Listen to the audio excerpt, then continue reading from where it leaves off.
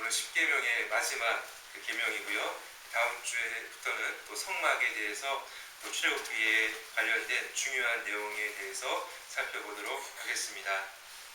오늘 마지막 본문은 십계명의 제 10번째 계명으로서 탐내지 말라라는 그러한 말씀입니다. 먼저 우리 화면을 보시면 건강검진을 받는 그러한 그 화면이 나오죠. 우리 건강검진을 받을 때 이제 피검사도 하고 또 엑스레이도 하고 또 더 나아가서는 여러 가지 또 뭐죠? MRA인가요? 그러한 검사도 이제 몸의 이상을 살펴보기 위해서 하는 것을 보게 됩니다. 그런데 우리 영혼의 건강검진도 있습니다. 우리 영혼의 건강검진을 한다라고 하면 무엇을 통해서 우리가 우리 영혼을 살펴볼 수 있을까요? 우리 영혼의 건강 상태를 우리가 살펴볼 수 있는 그 기준 또는 그 영혼의 엑스레이, 그것은 바로 우리가 그동안 살펴보았던 십계명이다라고 볼 수도 있습니다. 십계명의 말씀을 보면 하나님께서 정한 그 도덕법으로서 하나님의 성품이 반영된 것으로 또 이렇게 우리가 살아야 한다. 내 마음대로 내 뜻대로가 아니라 이 하나님의 뜻대로 하나님께서 친히 써주신 이 계명의 말씀대로 또 이것을 풀어서 또 설명해 주시는 주님의 말씀대로 우리가 살아갈 때에 우리를 지으신 목적 또 우리 인생을 향한 하나님의 그러한 그 목적이 이루어지는 것이죠. 그래서 참으로 행복한 인생을 살아갈 수 있게 되는 것입니다. 그래서 사도 바울이 이 하나님의 이 말씀, 특별히 10번째 계명을 통해서 자신의 마음을 들여다보았을 때에 부족했을까요? 아니면 그 말씀대로 살아왔다라고 이렇게 자신을 이렇게 여겼을까요? 사도 바울이 이 말씀 앞에 섰을 때에 자신의 이 부족함, 자신의 연약함을 드러내게 되었던 것을 보게 됩니다. 그 말씀이 바로 로마서 7장 7절과 9절인데요. 제가 한번 읽어드리겠습니다. 그런즉 우리가 무슨 말을 하리요? 율법이 죄냐? 그럴 수 없느니라. 율법으로 말미암지 않고는 내가 죄를 알지 못하였으니 곧 율법이 탐내지 말라 하지 아니하였더라면 내가 탐심을 알지 못하였으리라. 9절에서도 전에 율법을 깨닫지 못했을 때에는 내가 살았더니 계명이 이름에 죄는 살아나고 나는 죽었도다. 이렇게 사도 바울은 예수님 믿기 전에는 정말 하나님을 믿는 바리새인 중에 바리새인, 그러니까 하나님의 이 율법의 말씀을 어렸을 때부터 배우고 또 지키기를 힘썼던 그러한 사람이었습니다. 예수님 믿고 나서 그가 깨달았던 것은 무엇이냐면은 이전에 자기가 그토록 하나님의 말씀을 지키겠다라고 하며 열심을 내었지만 그것은 바른 방향으로 그것을 지킨 것도 아니고, 그리고 또 더 구체적으로는 오늘 제가 읽어드린 말씀처럼 그 십계명의 말씀 앞에 섰을 때에 그 영혼의 엑스레이 앞에 자기를 비추었을 때에 자기 안에 있는 탐심을 발견했다는 것입니다. 그러니까 세상 사람들은 나는 법이 필요 없어, 이렇게 살아가는 사람도 많지 않습니까? 그보다 더 하나님을 믿고 그보다 더 하나님께서 주신 이 말씀을 겉으로는 지켰다라고 자신했던 이 바울이 뭐라고 고백합니까? 하나님 말씀 앞에서 자신은 죄인이다, 자기는 정말 죽을 수밖에 없는 죄인이다 라는 것을 깨달았다라는 그러한 고백을 하는 것입니다. 특히 이 10번째 계명에 이르러서 자기의 죄를 깨달았다는 것이죠. 구체적으로 이 사도 바울이 누구를 비교해서 시기하거나 질투했는지는 잘 모르겠습니다. 그렇지만 그가 자기 마음 가운데 어떤 시기심 또는 질투심 또는 그 욕심,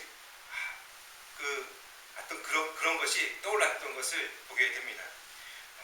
그리고 이것은 사도 바울만이 문제가 아니라 우리 모든 인간의 그러한 부족한 상태를 나타내는 그러한 말씀인 것입니다. 우리 모두도 다 하나님의 이 말씀 앞에서는 겉으로는 도둑질하지 않았다, 살인하지 않았다, 간음하지 않았다 할지라도 마지막 이 마음의 문제에 이르러서는 모두 다 자유로울 수가 없는 것입니다. 그래서 이 하나님의 이 십계명 말씀은 우리로 하여금 죄인임을 깨닫게 하고요. 그리고 유일한 구원자이신 유일한 죄로부터 구원해 주시는 유일한 처방인 바로 예수 그리스도로 향하게 하는 것을 보게 됩니다. 그러니까 율법 자체가 우리를 죄로부터 구원해 줄 수 있는 능력은 주지 못해요. 무엇이 잘못되고 무엇이 또 바른지를 알려주는 그러한 계명이죠. 그렇지만 이 계명은 우리로 하여금 우리가 죄인이구나 라는 것을 깨닫게 하고 유일한 처방인 예수 그리스도, 그분이 우리 대신하여 죄의 값을 치르시고 또 모든 의를 이루심으로 말미암아 우리가 예수 믿는 자에게 베풀어 주시는 그 구원을 받게 하는 그러한 처방책을 알려주고 복음이 우리를 바로 예수 그리스도의 복음이 우리를 구원하는 것을 보게 됩니다. 그래서 모든 인류는 가만히 있으면 어떻게 될까요? 예수 그리스도라는 그 복음의 약을 먹지 않으면 다 죄인으로서 하나님의 진노와 심판 아래 있게 되는 것입니다. 그렇지만 하나님께서 긍휼에 풍성하신 분이심으로 말미암아 성령의 역사로 우리 가운데 거듭나게 하셔서 예수 그리스도를 믿게 하시는 놀라운 그러한 구원의 은혜를 베풀어 주셔서 우리를 구원해 주신 것이죠. 그래서 우리 전도할 때 또 이제 뭐 시장이나 또 역전이나 이런 데 가면은 예수 믿지 않으면 지옥 간다 이렇게 또 써놓고 또 예수 믿어야 천국 간다 이렇게 써놓지 않습니까? 그 말은 또 맞는 말이지만 더 진짜 맞는 말은 가만히 있으면 다 지옥 가는 겁니다. 그러니까 처방을 우리가 믿음으로 받아야 하는데 받지 않으면 그냥 가만히 있으면 예수님 안 믿어서 구원 못 받고 지옥 가는 것도 맞지만 더 근본적인 사실은 우리 인류는 그냥 가만히 있으면 죄인으로서 다 그 죄에 대한 책임을 져야 한다는 것이 사실인 것입니다. 그런데 하나님의 은혜로 스스로는 구원받을 수 없는 이 인생을 스스로 100% 100점짜리로 이 하나님 말씀을 지킬 수 없는 이 인생을 하나님께서 예수 그리스도를 통해서 우리를 믿게 하셔서 구원해 주신 것이다. 그러니까 그 은혜가 너무나도 풍성한 것입니다. 그래서 우리는 그 은혜로 구원받은 하나님의 백성인 줄로 믿으시기 바랍니다. 그리고 더불어서 또 이 계명을 우리가 배워야 하는 이유는 구원받은 백성이기 때문에 더욱더 하나님의 뜻을 따라 또 하나님의 인생을 향한 그 목적을 따라 살아가야 하기에 우리는 감사한 마음으로 구원받기 위해서가 아니라 구원받았으므로 감사하는 마음으로 이 하나님의 이 계명을 따를 때에 결국은 누가 행복한 것입니까? 우리가 행복한 것이죠. 하나님께서 인생을 만드시고 또 설계하시고 목축하시는 그 모든 것을 주관하시는 분이시기 때문에 인생이 어떠한 방향으로 어떠한 길로 가야 행복한 것인지를 아시기 때문에 이 계명을 주신 것입니다. 특별히 이 계명, 십계명은 하나님께서 돌판에 직접 새겨서 주신 것입니다.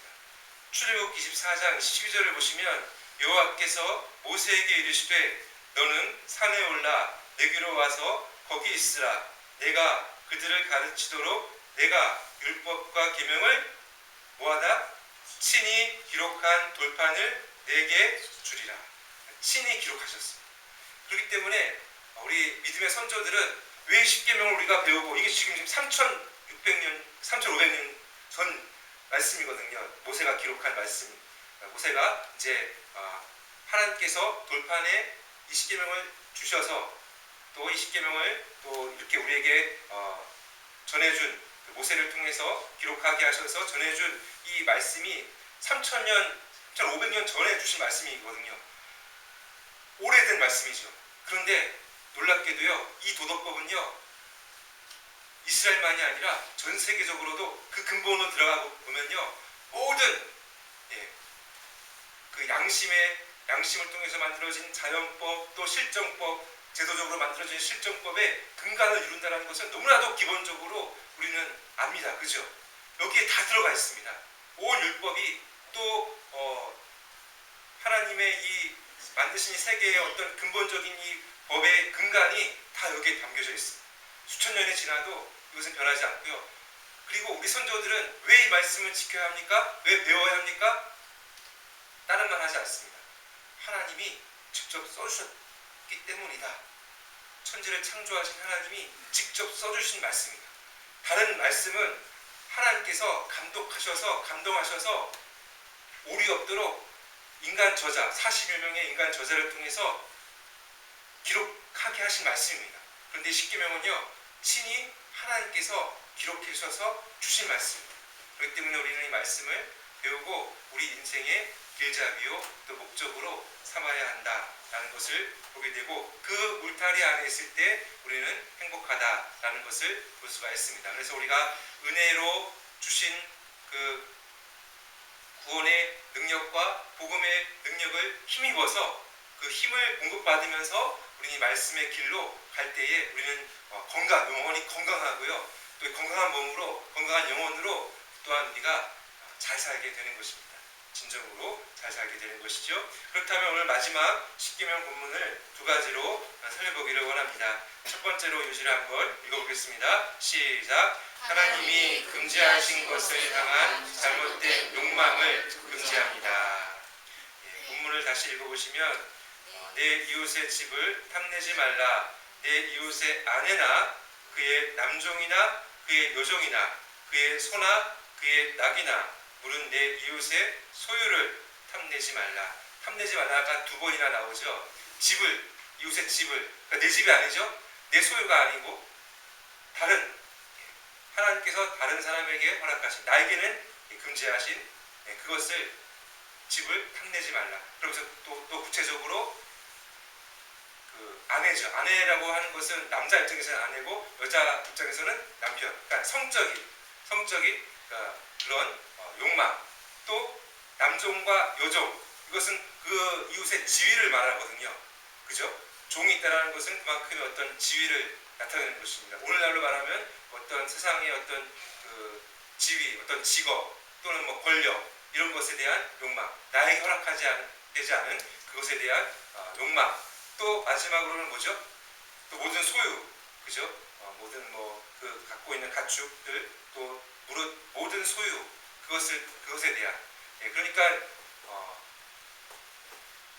오늘날로 말하면 성적인 욕망, 또 지위, 권력에 대한 욕망, 또 명예에 대한 욕망, 또는 소유에 대한, 물질에 대한 욕망, 그러니까 나에게 허락되지 않은 그러한 욕망을 마음속에서부터 하지 말라라는 것을 가르쳐 주는 것입니다. 그런데 우리가 또 여기서 또 알아야 될 것은, 성경은 정상적인 욕구나 소망은 금지하지 않습니다. 우리가 계속 물질에 대한 그 계명을 살펴보았지만, 청지기 의식, 그죠? 하나님께서 우리에게 허락하신 물질과 재능과 기회와 시간, 또 우리의 가정, 또 가정의 앞날, 또 자녀의 앞날을 위해서 열심히 또 어떤 재산을 지키고, 또 재능을 발휘하고, 또 풍성하게 가꾸면서 더불어 나만이 아니라 하나님을 위하여 또 이웃을 위하여 나누는, 또 하나님께서 그렇게 부어주시기 때문에 나누는 그런 삶을 규모 있게 살아가라고 하십니다. 그죠? 도둑질하지 말고 너의 손으로 열심히 너의 삶을 갖고 나가라 라고 하시지 않습니까?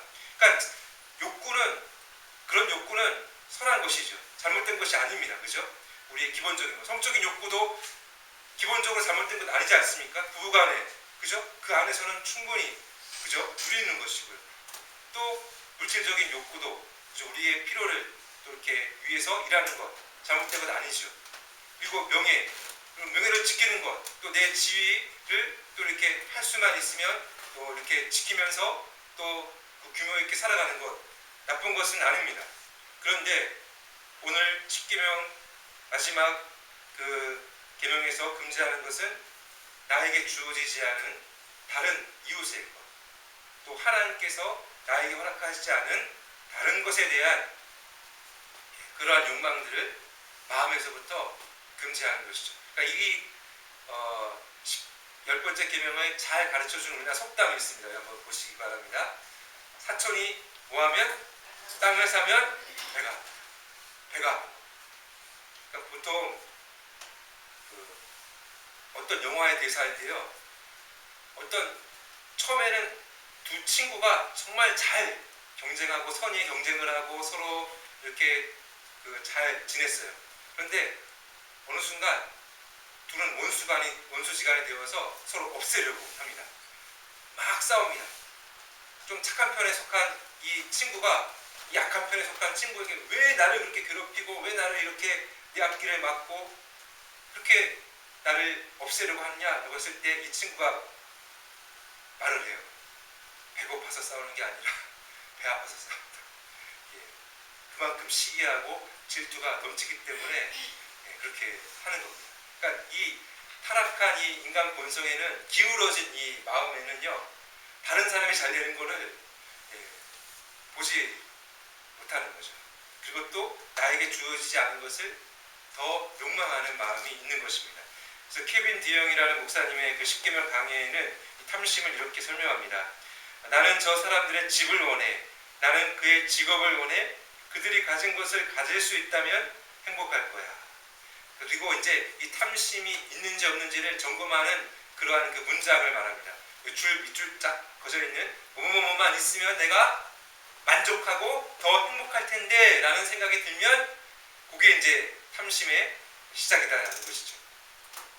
그러니까 정상적인 욕구는 오히려 우리에게 삶의 동기와 또 활력과 또 움직이게 하는 힘을 주지만 그걸 넘어서는 조금만 더 나에게 주어진 재능이나 시간이 아니라 주어지지 않은 다른 사람의 재능을 보면서 그것만 있으면 또 TV에서 나오는 광고를 보면서 내가 필요한 거 있으면 내 물질로 사면 되지 않습니까? 근데 내 선을 넘어서는 것을 보면서 욕심을 갖는 것 거기서부터 탐심은 시작되고 우리의 인생을 잘못된 길로 빠지게 한다라는 것입니다. 그런데 모든 인생은요 태어나면서부터 욕심을 갖고 태어납니다. 왜냐하면은 우리 인간의 인생의 조상인 아담과 하와가 그 욕망 가운데 타락했기 때문입니다. 그 사탄은 금지된 열매 딱 한 가지 오고 이걸 가지고 유혹을 했어요. 이걸 먹으면 너희들은 하나님처럼 될 거야. 더 이상 하나님 밑에 있을 필요가 없어. 하나님과 같아지게 될 거야. 이런 유혹을 해버리니까 그 나무에 금지된 딱 한 가지 나머지 99가지 전체를 다 허락하셨는데 그 한 가지를 보면서 욕심을 내면서 타락했죠. 그 말씀이 창세기 3장 6절에 나옵니다. 여자가 그 나무를 본즉 먹음직도 하고 보암직도 하고 지혜롭게 할 만큼 모아기도 한지라 탐스럽기도 한지라. 여기서부터 이제 욕망이 싹 들어간 거죠. 그리고 여자가 그 열매를 따먹고 자기와 함께 있는 남편에게도 주매. 그러니까 여자가 먼저 먹었지만 그 옆에 누가 있었어요? 아담이 있었어요. 아담이 다 지켜보고 있었던 거예요. 아담이 안 되라고 하면서 그 뱀을 잡아갖고 없애버리면 되잖아요. 그죠? 근데 그렇지 않고 함께 타락하게 된 것입니다.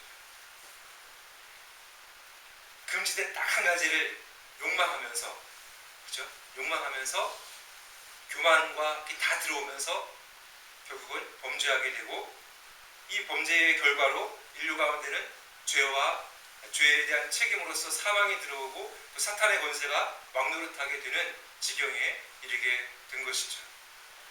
그리고 이렇게 태어난 인생 가운데 그냥 가만히 두면 앞서 말씀드렸듯이 그냥 이 계명 앞에서 모두 다 죄인으로 드러나면서 그 죄에 대한 책임을 감당해야 하는 것입니다.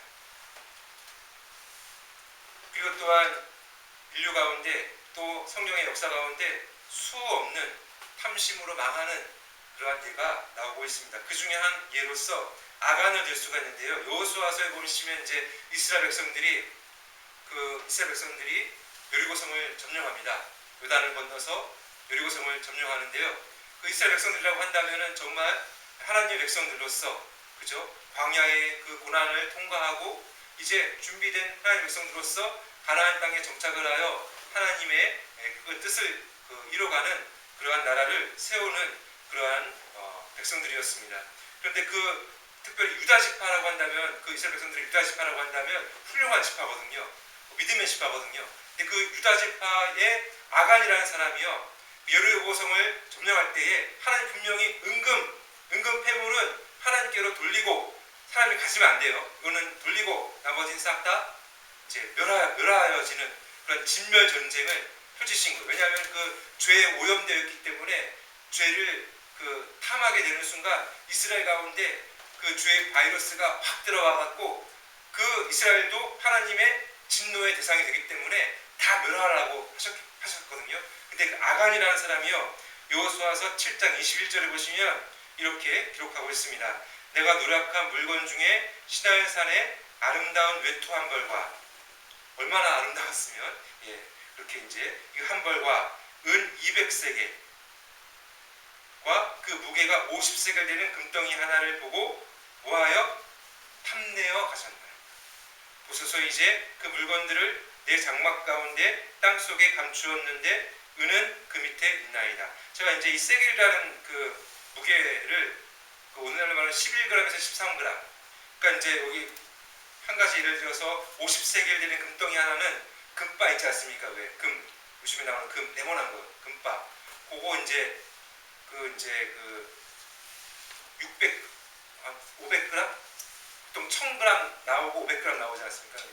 500g 정도가 거의 700~800만 원 정도 돼요. 7천만 원. 잠깐 헷갈렸네. 제가 계산이 잘 안 되는데. 아무튼 7천만 원이 넘습니다. 500g 그 바가. 그러니까 이 딱 보고 탐할만 하죠. 근데 하나님 분명히 건들면 안 된다고 했거든요. 다 돌려야 되는데, 근데 이 사람이 그것을 보고 탐내어서 가져버린 거예요. 그것도 그 장막에 숨겨버린 거예요. 결국은 어떻게 되었을까요? 아골 골짜기에서 이 아간에게 속한 모든 가족과 모든 속한 소유물 싹 다 그냥 멸하였습니다. 왜냐하면 이게 거기에는 그 죄가 오염되어 있기 때문에, 그래서 하나님께서 멸하라고 하셨는데 그 탐한 순간 그 아간에 속한 모든 가정은 다 이게 그 죄로 심판받을 그러한 그 대상이 된 것이고요. 또 이스라엘도 그것을 내버려 두면은 실제로 그 여리고성 다음에 아이성 전투에서 패했거든요. 1차에서는. 그만큼 하나님께서 그들과 함께 하시지 않는다는 것을 드러내셨습니다. 그렇기 때문에 이 죄는 반드시 멸하여진다라는 의미에서 이 아간과 그에게 속한 모든 것이 다 이렇게 멸하여지는 것을 보게 되고요. 야고보서 1장 15절에는 결국은 이렇게 말씀하십니다. 욕심이 잉태하여 죄를 낳고 죄가 장성하여 사망을 낳느니라. 이런 원리에 따라 결국은 이 욕망은요, 탐심은요, 모든 죄의 어떻게 보면 뿌리라고도 할 수가 있는 것입니다. 그만큼 오늘 10번째 계명은 이 욕망을, 이 욕심을, 사망에 이르는 이 욕심을 금지합니다. 그리고 골로새서 3장 5절에 보시면 그러므로 땅에 있는 지체를 죽이라. 곧 음란과 부정과 사욕과 악한 정욕과 탐심이니 탐심은 우상숭배니라. 여기서 음란, 부정, 사욕, 악한 정욕은 그 정도가 심각한 성적인 타락도 되지만 정말 이게 거의 임박인 정도의 그러한 타락의 모습을 보여주는 것이거든요. 근데 거기에 탐심도 있습니다. 이 탐심은 또한 우상숭배다라고 합니다. 왜냐하면 이 탐심을 갖게 되면 하나님이 주신 것에 만족하지 않고 다른 것, 또 하나님보다 다른 것을 더 욕망하고 또 숭배하기 때문에 하나님을 예배하지 않습니다. 그렇기 때문에 이 탐심은 결국은 우상숭배다. 그리고 우상숭배는 이 구약 성경에 또 신약 성경에는 가장 큰 불경건의 중범죄로 가르쳐줍니다. 그러니까 모든 죄는 다 불경건, 그러니까 우상숭배에서 나오거든요. 탐심도 마찬가지고요. 왜냐하면 하나님 없이 사니까 내 마음대로 사는 겁니다. 우상은 뭡니까? 내가 만들어낸 신인 거예요. 세상이 만들어낸 신인 거예요. 말도 못하고 듣지도 못해요. 그러니까 내 마음대로 할 수 있는 거예요. 내가 조절할 수 있는 알라딘의 요술 램프인 거예요. 때문에 이거는 하나님이 금지하신 것인데, 결국은 이 탐심은 그만큼 중범죄다라는 것을 가르쳐주고요. 이 탐심을 저지르게 되면 모든 십계명의 모든 계명을 도미노처럼 다 어기게 됩니다.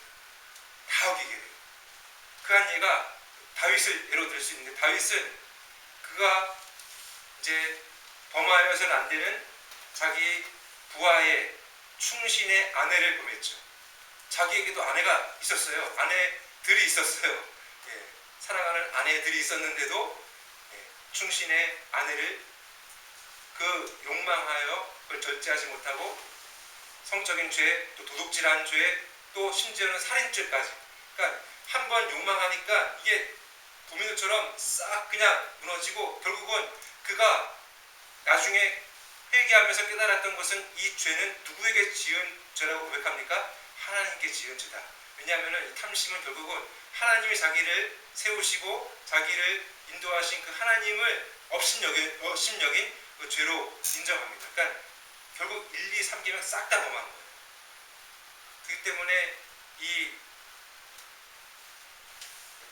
탐심은 그만큼 우상숭배와 함께 우리에게 정말 경고하고 또 경계해야 할 그러한 죄다라는 것을 가르쳐 주는 것입니다. 근데 우리가 이제 이것을 인간 스스로 우리가 이제 돌을 닦든지 이래서 이제 이것을 벗어날 수 있는가?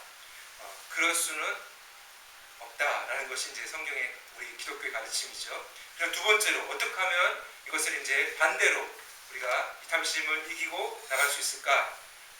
두 번째로 살펴볼 말씀 한번 요지를 읽겠습니다. 시작. 하나님께서 허락하신 것으로 자족할 것을 가르쳐 줍니다. 예, 당연한 거죠. 탐심의 반대는 자족, 스스로 주어진 것에 만족하고 감사하고 살아가는 것이죠. 근데 이것을 우리 기독교적으로는 스스로 할 수 있는 게 아니다라고 말합니다. 그 대표적인 말씀이 바로 빌립보서 4장 11절로 13절 말씀입니다. 우리 다 함께 읽겠습니다. 시작. 내가 궁핍함으로 말하는 것이 아니니라. 어떠한 형편에든지 나는 자족하기를 배웠노니 나는 비천에 처할 줄도 알고 풍부에 처할 줄도 알아. 모든 일, 곧 배부름과 배고픔과 풍부와 궁핍에도 처할 줄 아는 일체의 비결을 배웠노라. 내게 능력 주시는 자 안에서 내가 모든 것을 할 수 있느니라. 그러니까 성경은 또 기독교는 무소유를 가르치지 않습니다. 이렇게 무소유, 어떤 집착을 없애야 되고 그것 때문에 일어나는 번뇌를 없애야 되고 이런 무소유를 가르쳐주지 않습니다. 또 반대로 세속화되어서 풀소유를 가르쳐주지도 않습니다. 그것을 추구하라고 말하지 않습니다. 오히려 나누라고 하죠. 필요한 것으로 이렇게 충분히 그것을 잘 누리지만 또 나누라고 하죠. 그러니까 무소유나 풀소유나 가르쳐주 그것을 이렇게 양극단으로 가지 않습니다. 그러나 무소유든지 풀소유든지 상관없이 일체에 자족하게 되는 비결을 배우는 길을 가르쳐 줍니다. 그러니까 풍부하다고 뭐라고 하지 않습니다. 또 가난하다고 그렇게 절망할 필요 없다고 말합니다. 그러니까 그게 다 양극단으로 가지 않고 있든지 없든지 그 가운데서 자족할 것을 가르쳐 주는 것이죠. 그 자족하는 비결은 신앙 안에서, 그리스도 안에서, 또 내게 능력 주시는 자 안에서, 내 스스로가 아니라 내게 능력 주시는 자 안에서, 그리스도 안에서, 또 그리스도의 본을 따라서 우리가 살아가면서 우리 도우시는 은혜 속에서 내가 어려울 때도 절망하는 것이 아니라 또 그 어려움을 이길 수 있는 힘을 공급받아서 필수적으로 살아갈 수 있는 능력을 공급받아서 나가는 것이고요. 또 풍요를 누리는 가운데서도 성경에는 부자들도 많이 나오거든요. 가운데서도 나만이 아니라 하나님의 나라와 이웃을 위하여 또 나누는 그러한 절제와 또 그러한 사랑도 이렇게 하도록 그 풍성함을 그 규모 있게 그 큰 그릇으로 누리게 또 하십니다.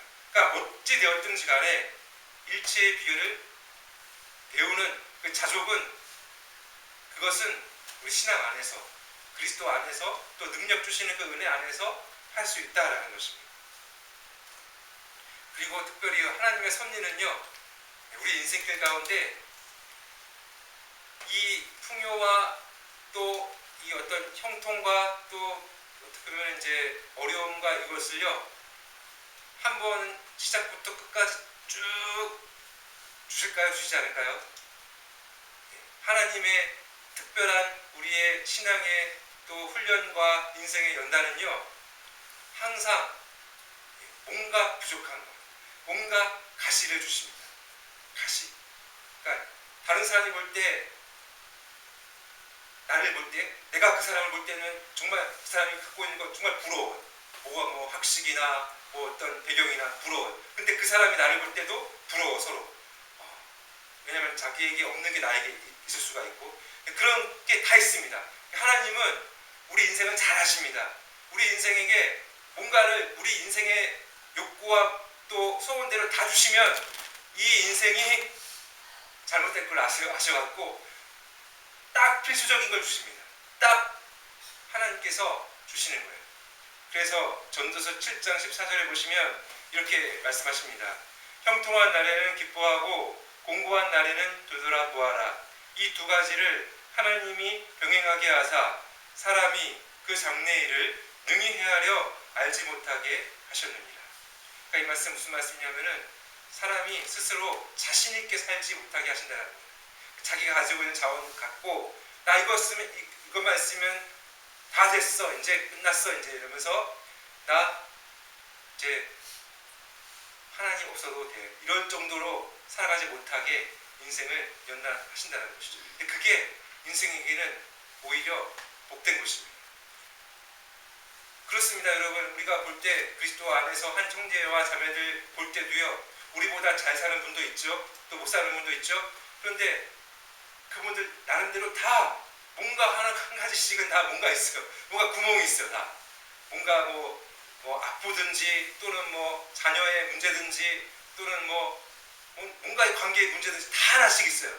근데 그것 때문에 오히려 하나님도 의지하고 교회 나와서 더 기도하고요, 더 나갈 때에 하나님께서 딱 풀어주신다라는 어떤 그러한 사인을 받게 하셔서 그곳에서 만족하게 하시는 것입니다.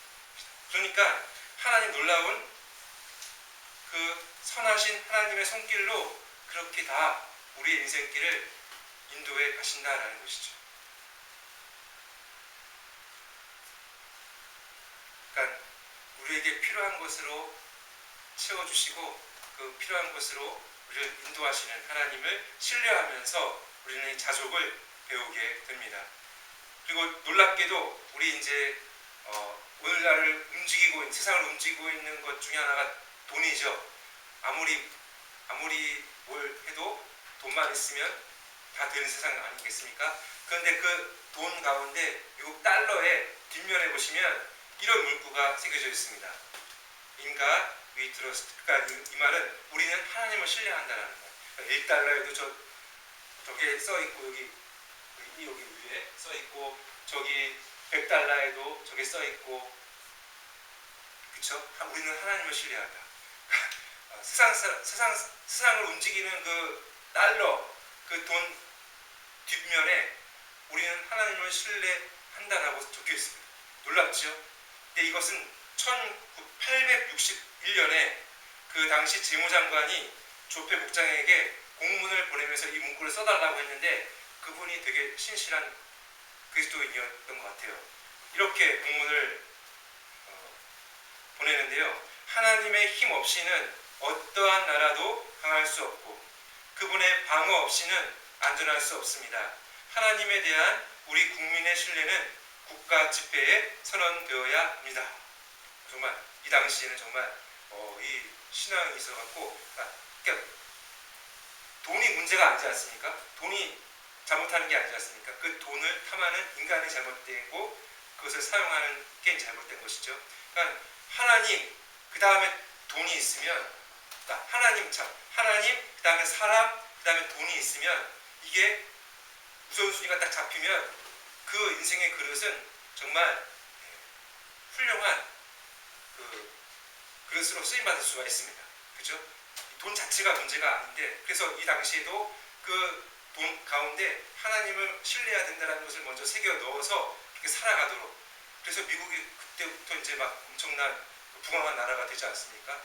전 세계를 도와주는 나라도 되고, 선교사님을 제일 많이 파송하는 나라도 되고, 지금은 잘 모르겠지만, 아무튼 그런데 이제 오늘날에 보면은 이런 문구가 아무리 새겨져 있어도 사람들은 그 앞면만 보죠. 그래서 이제 이것만 추구합니다. 성경은 하나님을 대적할 수 있는 가장 큰 세력으로 돈을 딱 지목을 합니다. 왜냐하면 이 우선순위가 바뀌는 순간 하나님을 신뢰하지 않고 물질을 신뢰하기 때문이죠. 그래서 디모데전서 6장 10절에 보시면 이렇게 기록되어져 있습니다. 돈을 사랑함이 일만하게 뿌리가 되나니 이것을 탐내는 자들은 미혹을 받아 믿음에서 떠나 많은 근심으로써 자기를 찔렸도다. 이게 돈이 문제다. 돈은 없어야 된다. 이 말하는 게 아닌 거 다 아시죠? 하나님, 그다음에 사람, 그다음에 물질 이런 우선순위로 잡혀서 그 돈의 뒷면에 새겨진 우리는 하나님을 신뢰합니다. 이 신앙으로 돈을 쓰면 되는데 이게 아니라 그냥 하나님 없이 돈을 섬기게 되면 믿음에서 떠나게 되죠. 그 예가 또 디모데후서 4장 10절에 나오는데 사도 바울의 동역자였습니다. 데마는 이 세상을 사랑하여 나를 버리고 데살로니가로 갔고 이 세상을 사랑하여 그러니까 물질을 더 사랑하여 세상에 나갔다는 것입니다. 그러니까 얼마나 안타깝습니까? 그 믿음의 훌륭한 그 사도 바울 편에서 동역자로서 함께하던 사람이 그 미혹을 받아서 유혹을 받아서 욕망으로 타락하게 된 것입니다. 그러므로 우리는 끝까지 이 하나님을 신뢰하는 신앙 안에서 지속하기를 배우고요. 또 하나님의 특별한 섭리의 손길이요. 하나님께서 택한 백성들은 마음대로 살 수가 없습니다.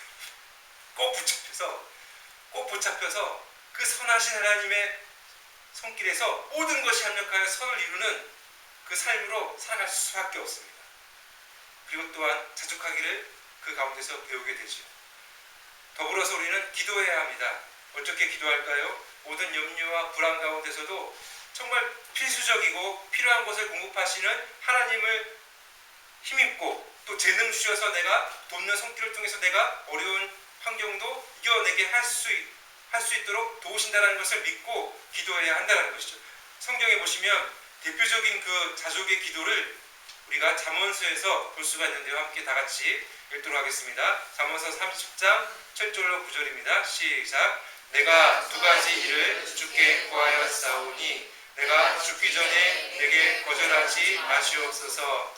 곧 헛된 것과 거짓말을 내게서 멀리 하옵시고 나를 가난하게도 마옵시고 부하게도 마옵시고 오직 필요한 양식으로 나를 먹이시옵소서.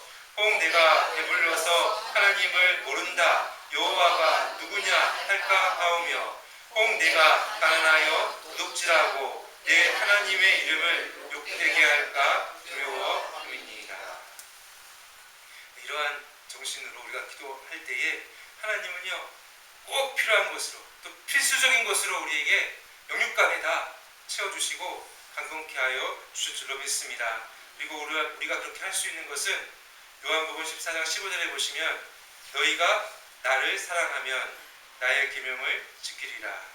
그러니까 예수 그리스도를 사랑하면 나의 계명을 지킨다라고 하셨습니다.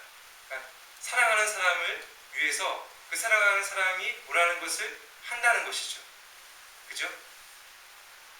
이러한 원리에 따라서 우리는 예수 그리스도를 믿는 그 믿음, 하나님께서 선물로 주신 구원의 은혜 가운데 주신 그 믿음으로 우리는 단순히 예수님을 알 뿐만 아니라 특별한 그 은혜의 그 믿음은 우리로 하여금 우리의 영적인 감정이 예수님을 사랑하도록 합니다. 그렇기 때문에 우리는 그 믿음으로써 더욱더 예수님을 진짜 실제로 우리가 더 사랑하여 우리는 예수님의 그 원하시는 뜻대로 서로 사랑하고 또 이 모든 하나님의 말씀을 따라 살아가는 것을 기뻐하며 살아가게 될 줄로 믿습니다. 이러한 삶을 영육간의